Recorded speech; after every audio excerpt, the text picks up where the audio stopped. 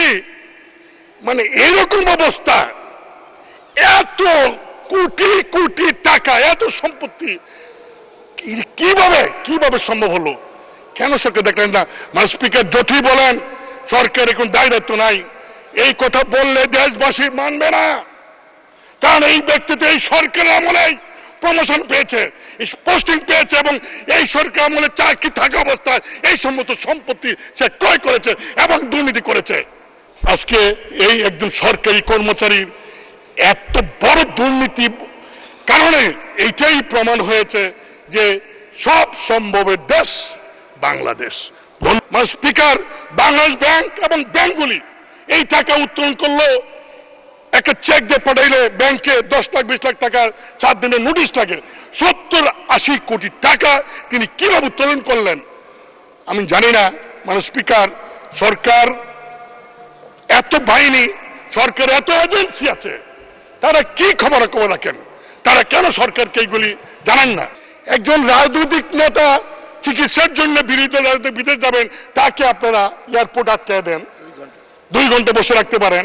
আর এরকম একজন ভিআইপি যিনি সারা বাংলাদেশের মানে কিনার কোনো বাকি রাখেন নাই, তিনি চলে যাবেন দেশের বাইরে, আর সরকার জানবে না, হতে পারে না।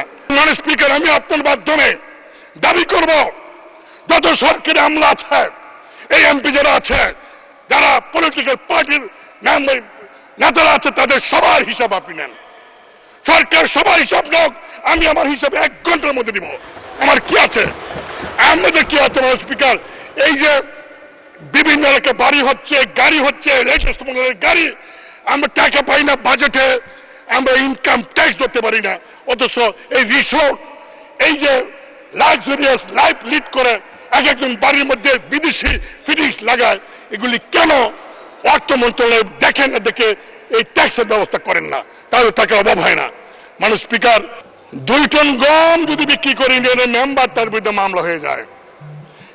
একজন এমপি এলাকায় কাবিকার কাকে কি দিল সেটা পত্রিকা ফলাও হয়ে যায়, হ্যাঁ, মামলা হয়। আর কৃষকের 50,000 লোনের জন্য অ্যারেস্ট করা হয়।